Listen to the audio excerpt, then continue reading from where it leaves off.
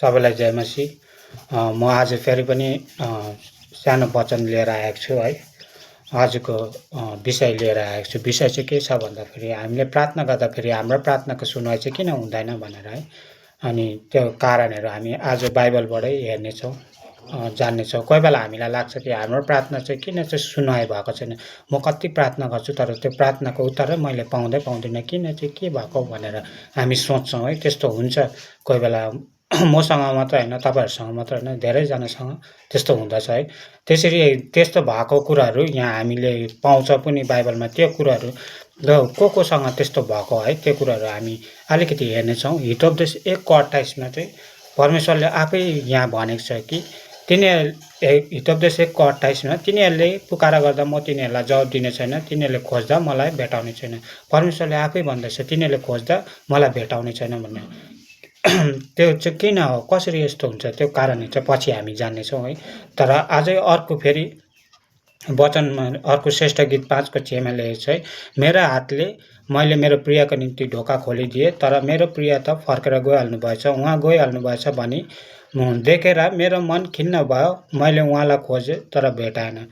भनेपछि यहाँ श्रेष्ठ गीतमा है जो सुलेमान राजाले लेखेको थियो। सुलेमान राजा एउटा महान दास थियो परमेश्वरको है। उहाँले पनि खोजेको रहेछ है। उहाँले भन्दछ मैले खोजेँ तपाईँलाई तर भेटाएन, मैले ढोका खोलिदिएँ तर तपाईँलाई भेटाएन। अनि त्यो देखेर चाहिँ म खिन्न भएँ भने, म मनबाट एकदम उदास चिन्तित भएँ भनेर भन्दैछ है। भनेपछि उहाँले पनि पुकारा गर्दाखेरि जवाब दिनु भएको छैन रहेछ है। त्यसरी अर्को फेरि हेर्नेछौँ, अर्को वचन हेर्नेछौँ। हबकुक 1:2 मा लेखेको छ, हे परमप्रभु कहिलेसम्म तपाईँ मेरो दुहाई सुन्नुहुन्न, उपद्रवको कारणले गर्दा म तपाईँमा पुकारा गर्दछु औ तपाईँ उद्धार गर्नुहुन्न। भनेपछि यहाँ हबकुक एउटा महान दास, एउटा अगमवक्ता है, परमेश्वरको अगमवक्ता। उहाँले पनि भनेको रहेछ कि हे परमप्रभु कहिलेसम्म चाहिँ तपाईँले मेरो दुहाई सुन्नुहुन्न, म तपाईँलाई पुकारा गर्दैछु तर तपाईँले मलाई कहिलेसम्म चाहिँ उद्धार गर्नुहुन्न है। त्यसरी भनेको रहेछ। भनेपछि उहाँले पनि त्यो कुरोलाई फेस गरेको रहेछ है। उत्तर, उसको प्रार्थनाको उत्तर नपाएको कुराहरू उसले त्यो कुरा थाहा पाएको रहेछ है। त्यस्तो भएको रहेछ। अनि भजन सङ्ग्रह 22:2 मा पनि यहाँ लेखेको छ, हे मेरो परमेश्वर दिनको समयमा म कराउँछु तर तपाईँले उत्तर दिनुहुन्न र रातको समय पनि चुप रहन्न। भजन सङ्ग्रह दाउद राजाले लेखेको है। दाउद राजाले पनि यहाँ भनिरहेको छ है। दाउद राजा चाहिँ एउटा परमेश्वरको महान दास थियो है। अनि उसले पनि भनिरहेछ है, मैले तपाईँलाई कराउँछु, तपाईँलाई पुकारा गर्छु दिन रात, तर तपाईँले मलाई किन चाहिँ उत्तर दिनुहुन्न भनेर है। यसैया 1:15 मा यहाँ लेखेको छ, तिमीहरूले प्रार्थनामा आफ्नो हात पसार्दा म मेरो मुख तिमीहरूदेखि अर्कोतिर फर्काउने छु। तिमीहरूले ज्यादै प्रार्थना गर्दा पनि म सुन्ने छैन, तिमीहरूको हात रगतले भरेको छ। अनि यहाँ चाहिँ के भन्दैछ, तिमीहरूले मलाई जति नै पुकारा गरे तापनि म आफ्नो मुख त अर्कोतिर फर्काउँछु भनेर परमेश्वरले भन्नुहुँदैछ है। अब यस्तो कुरो चाहिँ किन हुन्छ, किन चाहिँ हामीसँग यो कुरो हुन्छ, अनि किन परमेश्वरले चाहिँ हाम्रो प्रार्थना सुन्नुहुन्न भन्दा चाहिँ हामीले यहाँ मुनि पाउनेछौँ है। त्यसको कारणहरू मत्ती 21:22 मा लेखेको छ, विश्वास गरी जे पनि प्रार्थनामा मागौला त्यो तिमीहरूले पाउनेछौ। यहाँ यो वचनले चाहिँ के भन्दैछ, विश्वास गरेर चाहिँ हामीले माग्नु पर्दछ है। प्रार्थना गर्दाखेरि हामीले डाउट राख्नुहुन्न, ए हुन्छ कि हुँदैन, मेरो प्रार्थना सुन्नु भयो कि भएन भन्ने कुरो होइन। तर पुरा विश्वासमा परमेश्वरले मेरो प्रार्थना सुन्नुभयो भने त्यसको उत्तर दिनुहुन्छ भनेर चाहिँ हामीले प्रार्थना गर्नुपर्दछ। तब त्यो प्रार्थनाको उत्तर हामी पाउनेछौँ।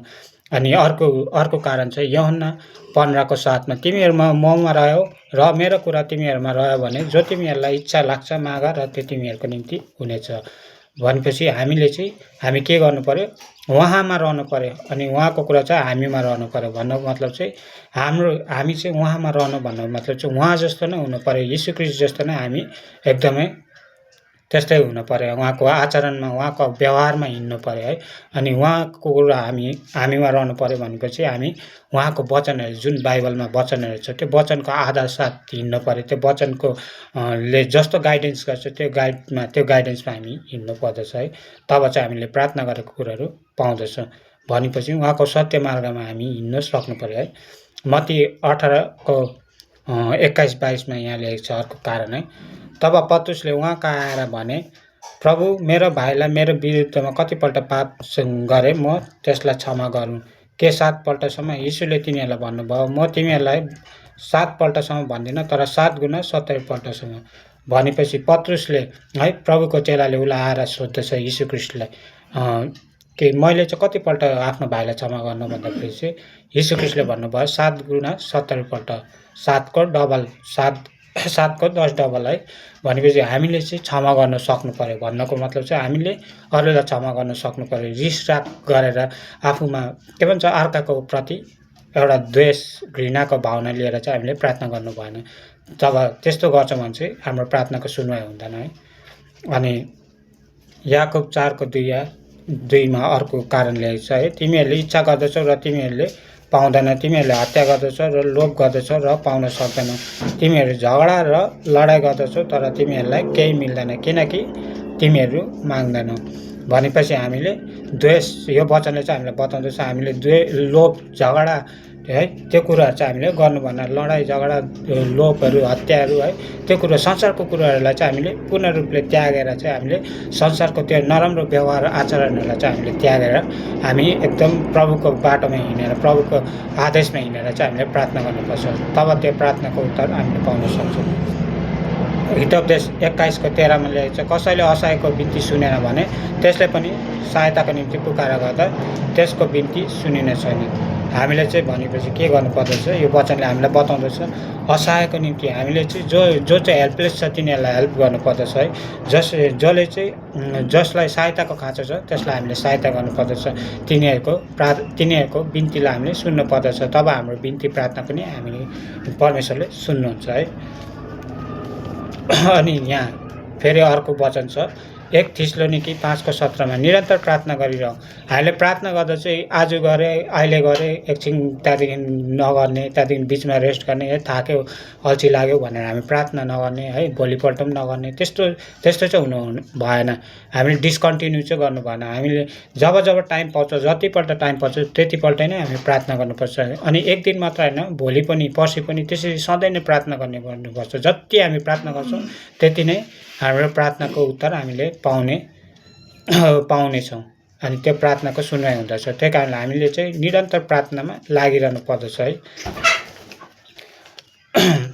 अनि निरन्तर प्रार्थना गर्छौँ भने चाहिँ त्यो प्रार्थनाको उत्तर हामी पाउँछौँ है।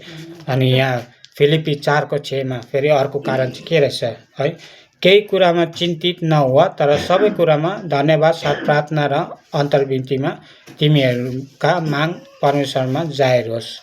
अनि यो वचनले चाहिँ हामीलाई भन्दछ केही कुरामा चिन्तित नहुआ, चिन्ता गर्ने होइन हामी है। प्रार्थना हामीले गरे तर त्यसको फल पाउँछु कि पाउँदैन, त्यसको उत्तर पाउँछु कि पाउँदैन भनेर चिन्ता गर्ने होइन।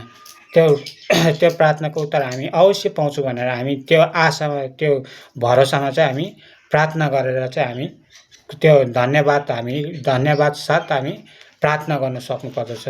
प्रभु तपाईँले मेरो प्रार्थना सुनिसक्नु भएको छ भनेर हामीले त्यो विश्वास लिएर चाहिँ त्यो विश्वास भरोसा लिएर चाहिँ हामी धन्यवाद चढाउनु पर्दछ प्रभुलाई। धन्यवाद प्रभु, मेरो प्रार्थना तपाईँले सुनिसक्नु भएको छ भनेर। अनि त्यसरी हामीले त्यो विश्वास लिएर त्यो धारणा लिएर त्यस्तो प्रकारले हामी प्रार्थना गर्छौँ भने चाहिँ त्यो प्रार्थनाको उत्तर हामी पाउनेछौँ। त्यसै कारण आजको विषयमा चाहिँ हामी हेऱ्यौँ है, कतिवटा कुरा यहाँ हामीले पाउन सक्यौँ कि हामी विश्वास हुनु पर्यो है। अनि के भन्छ द्वेष घृणाको भावना हुनु भएन है। धेरै कुरो अनि प्रभुमा वचनले हामीलाई कसरी गाइड गर्दैछ त्यो गाइडेन्स अनुसार हामी चलेको हुनु पर्यो है। अनि त्यस्तो प्रकारले हामी चल्छौँ भने चाहिँ त्यो प्रकारको हाम्रो जीवन छ भने चाहिँ हामीले अवश्य प्रार्थनाको उत्तर पाउँछौँ है।